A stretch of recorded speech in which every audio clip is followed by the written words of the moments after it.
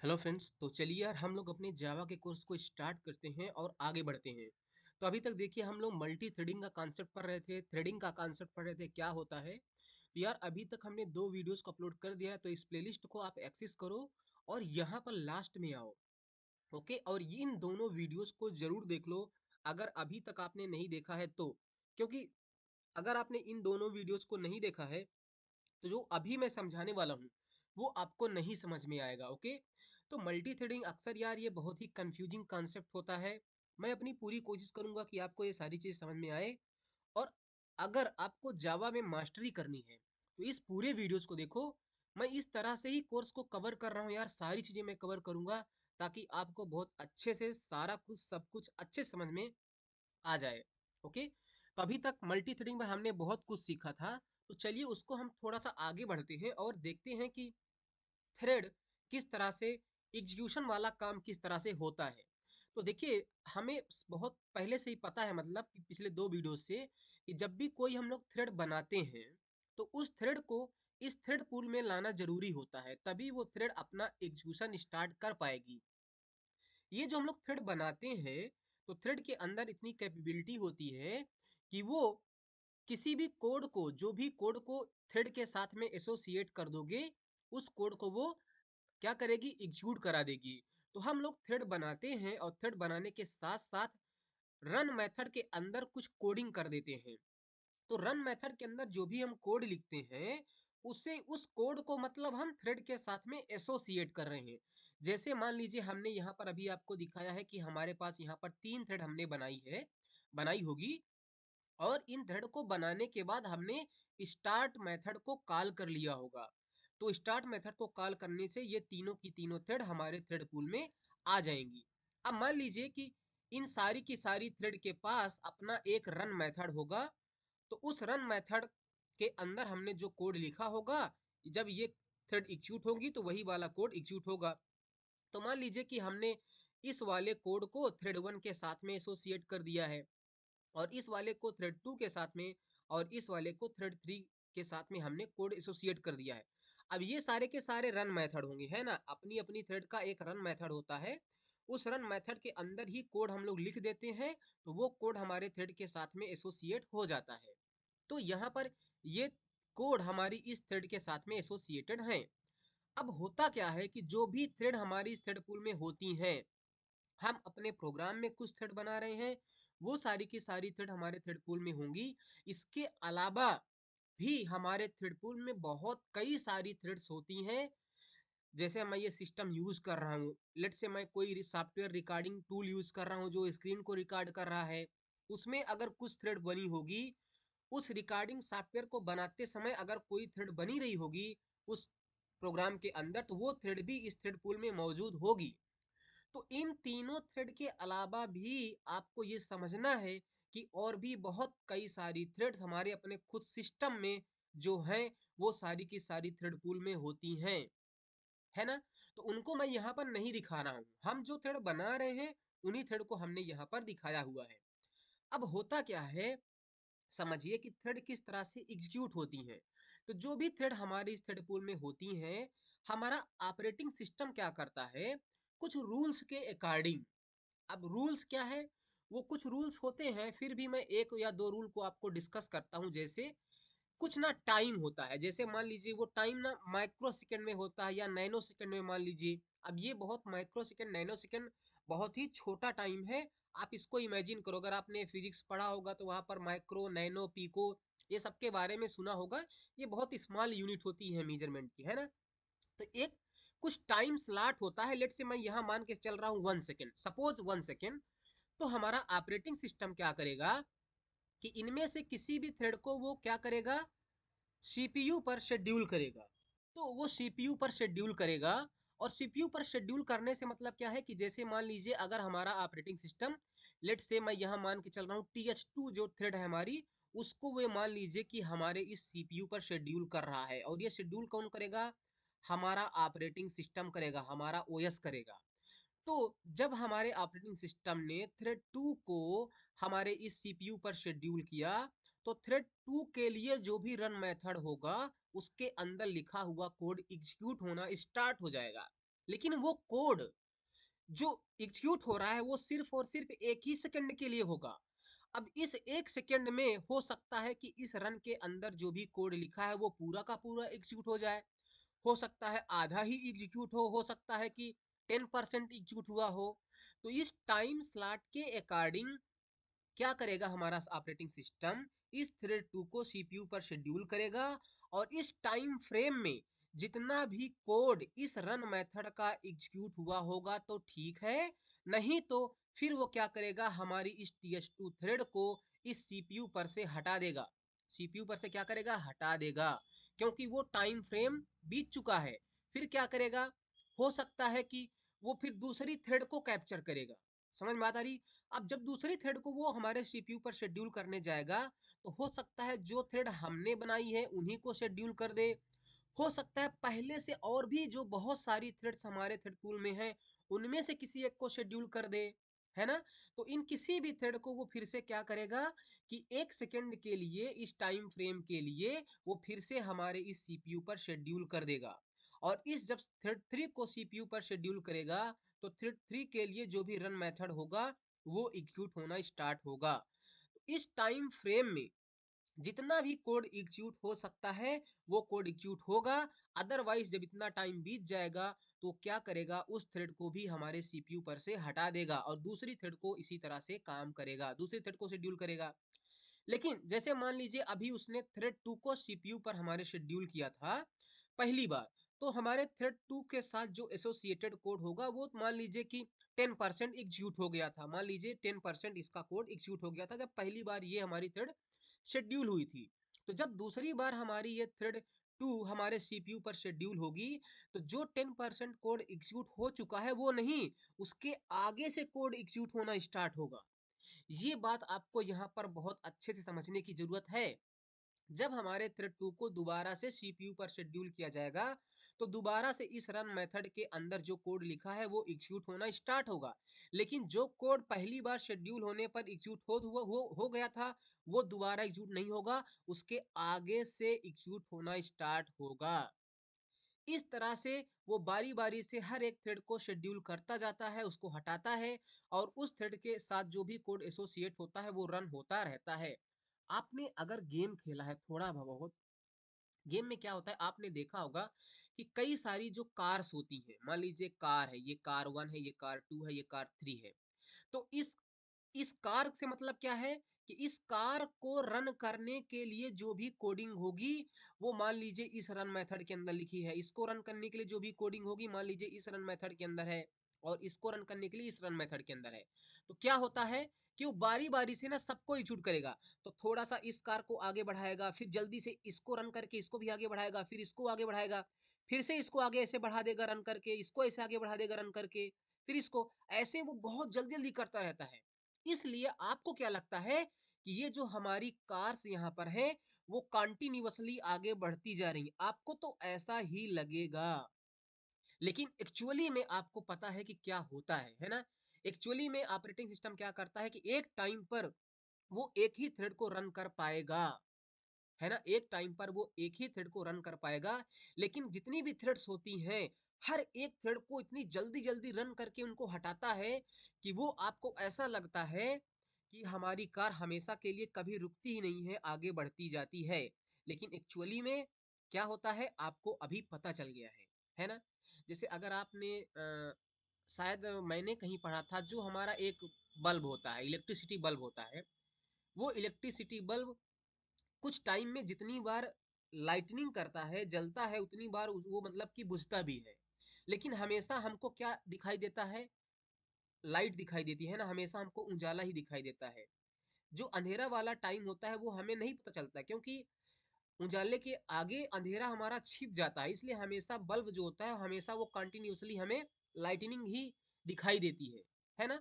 उसी तरह से यहाँ पर भी होता है कि एक ही थ्रेड हमेशा के लिए रन नहीं होती है, हर एक थ्रेड को चांस दिया जाता है।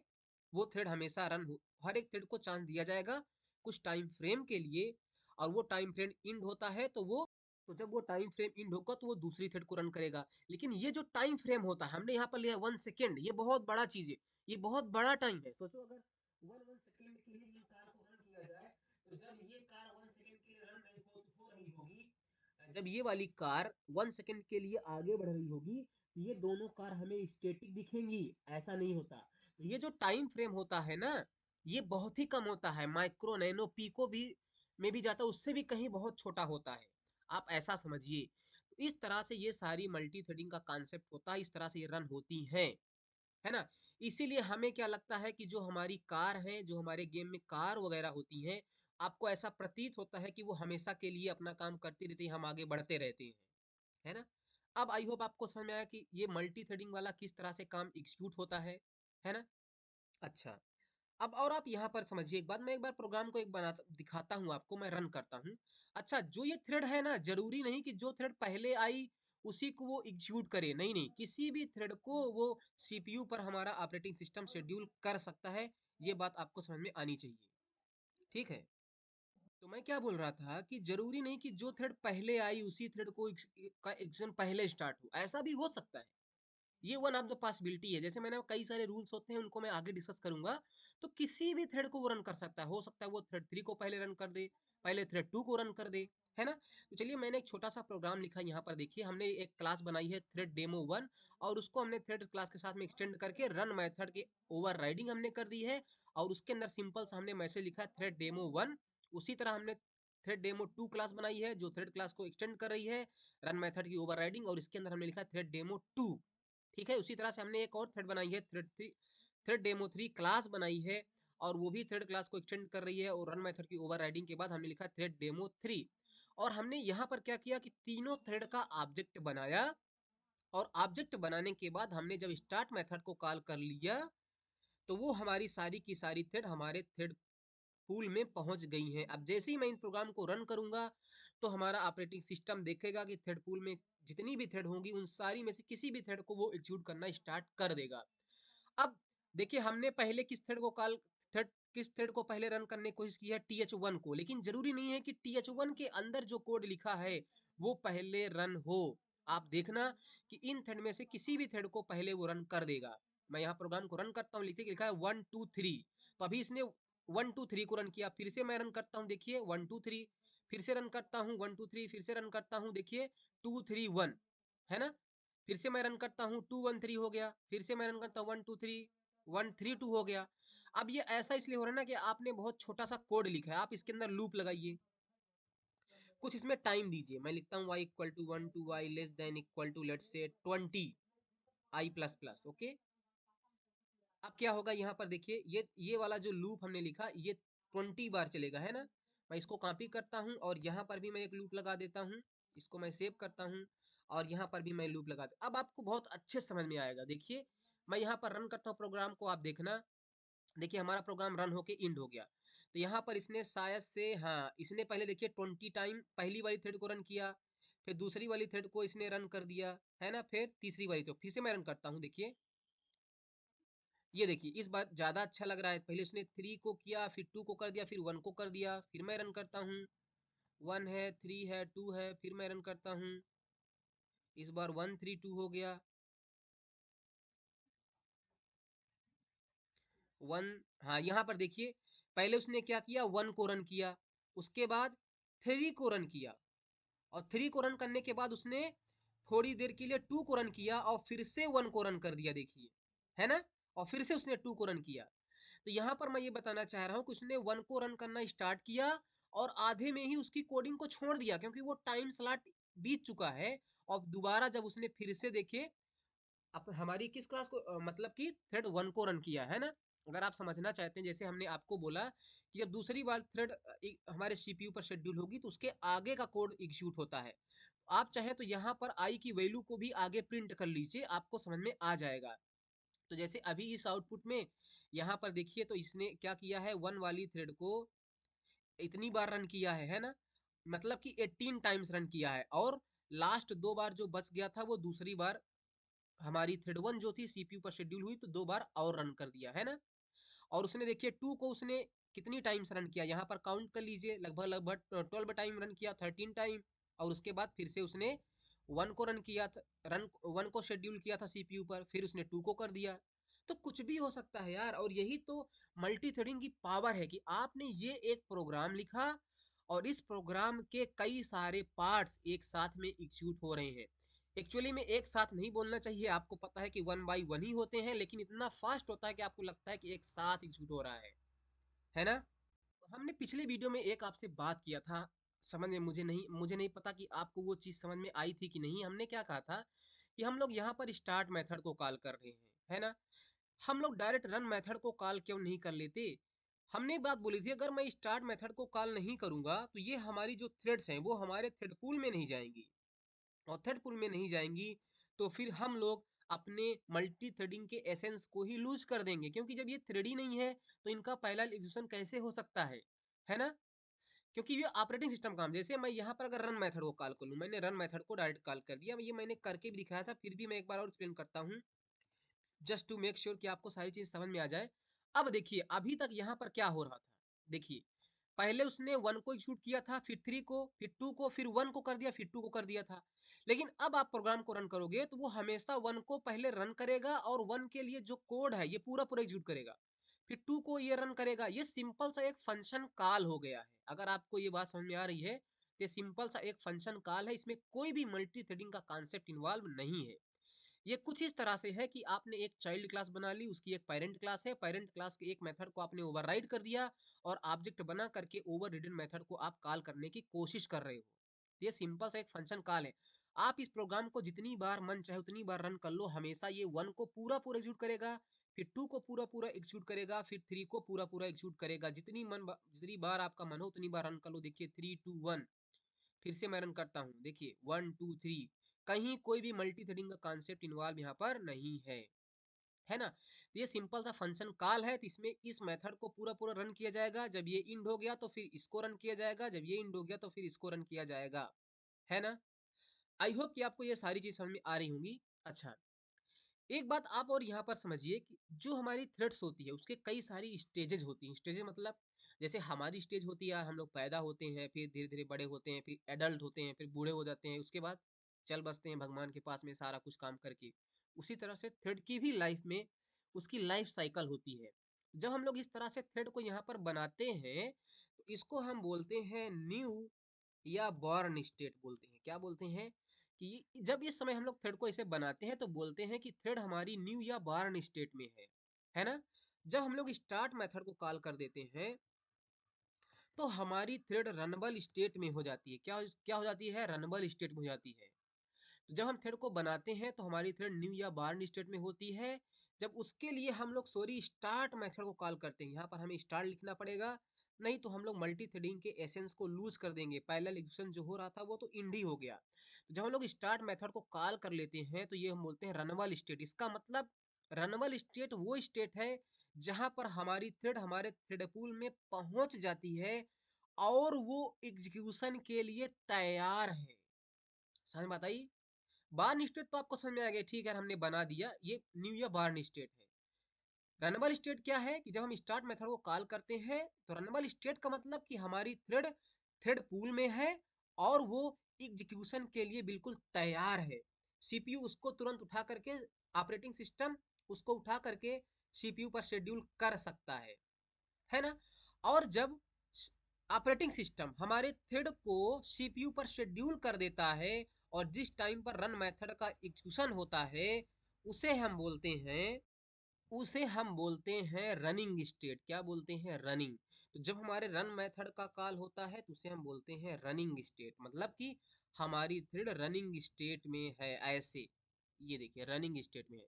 तो अभी आपने थ्रेड के 3 स्टेट्स को सीखा, जब बनती है तो न्यू बर्न, और जब हमारी थ्रेड थ्रेड पूल में होती है वो एग्जीक्यूशन के लिए वो बिल्कुल तैयार है, उसे हम बोलते हैं रनबल स्टेट। और जब हमारा ऑपरेटिंग सिस्टम हमारी थ्रेड को उठा करके सीपीयू पर शेड्यूल कर देता है, उसके रन मेथड का एग्जीक्यूशन होने लगता है, तो उसे हम बोलते हैं हमारी थ्रेड रनिंग स्टेट में है। तो जावा में ये जो रनबल वाली स्टेट है और ये रनिंग वाली जो स्टेट है, इन दोनों को मिला करके एक ही स्टेट माना जाता है जो कि है रनबल स्टेट, है ना?